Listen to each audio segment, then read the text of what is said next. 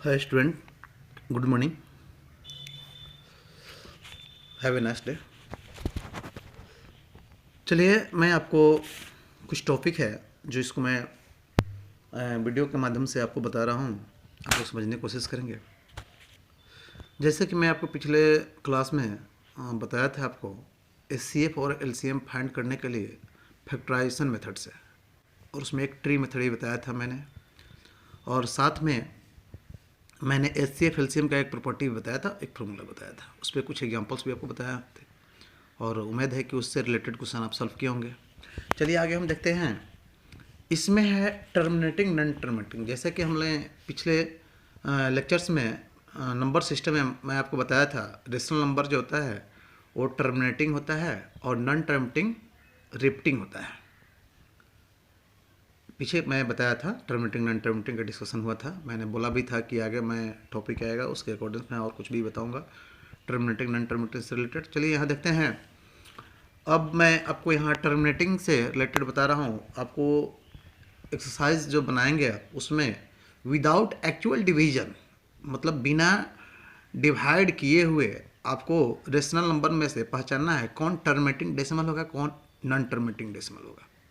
तो सबसे पहले आपको बता रहा हूँ कि एक्चुअल डिवीजन से करने पर कैसे फाइंड करते हैं। तो देखिए, एक्चुअल डिवीजन करने के बाद किसी भी रेशनल नंबर यानी कि नोमिनेटर बाय डिनोमिनेटर के फॉर्म में कोई नंबर हो, यानी कि रेशनल नंबर के फॉर्म में कोई नंबर हो, और जब उसको हम लोग डिवाइड करते हैं, एक्चुअल डिवीजन करते हैं, अगर उसका रिजल्ट यानी क्वेश्चन आपको पॉइंट में आ रहा है और इंड हो जा रहा है, तब इसको हम लोग टर्मिनेटिंग बोलेंगे। ये एक्चुअल डिवीजन मेथड है, ये एक्चुअल डिवीजन मेथड। जैसे मैं एग्जांपल लिया 7/2, मैं जो बोला हूँ उसको मैं लिख दिया हूँ यहाँ पे। अब देखिए यहाँ पे एक एग्जांपल ले रहे हैं, जैसे यहाँ पर देख लीजिए कि मैं क्या लिखा हूँ। We know that a rational number is terminating if their decimal form end after some digit of point, यानी पॉइंट के बाद कुछ डिजिट के बाद अंत हो जाए, तब पूरा कट जाए, तब उसको क्या बोलेंगे, टर्मिनेटिंग बोलेंगे। जैसे बाय एक्चुअल डिवीजन से। अब देखिए यहाँ पे 7/2 है, तो 7 को मैं 2 से डिवाइड किया और यहाँ पे मेरा रिजल्ट आया 3.5, यानी कि यह पूरा कट जा रहा है पॉइंट के एक डिजिट के बाद, यानी कि 5 आगे इसके आगे पूरा मतलब यहीं पे कट जा रहा है, अब इसके आगे नहीं बढ़ेगा। तो इसका मतलब क्या हुआ, यह टर्मिनेटिंग हो गया। ये 7/2 क्या हुआ, टर्मिनेटिंग डेसिमल होगा। चलिए आगे देखते हैं।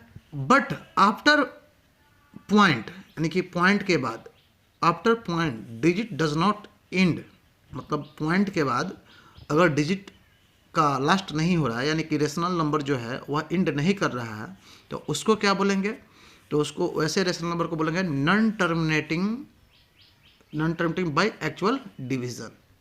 एक्चुअल डिवीजन से उसको क्या बोलेंगे, नॉन टर्मिनेटिंग। नॉन टर्मिनेटिंग में इसको आप लिख भी सकते हैं रिपीटिंग, REPE, रिपीटिंग। यह क्या होगा, नॉन टर्मिनेटिंग कौन नंबर, तो रिपीटिंग होगा। And if in rational number, अगर एक रेशनल नंबर में, यानी सिंपलेस्ट फॉर्म होना चाहिए, याद रहे यहाँ पर सिंपलेस्ट फॉर्म मैंने लिखा हूँ, इस पर ध्यान देंगे आप लोग। सिंपलेस्ट फॉर्म का मतलब कि पूरा कटाने के बाद जो रिजल्ट आता है उसको हम लोग सिंपलेस्ट फॉर्म बोलते हैं। तो रेशनल नंबर सबसे पहले करेंगे क्या, सिंपलेस्ट फॉर्म में लाएंगे। तो यहाँ लिखे हैं if in a rational numbers denominator is only of the form, denominator जो होगा यानी सिंपलेस्ट फॉर्म का denominator always form the form 2 to the power n और 5 to the power n और 2 to the power m into 5 to the power n always.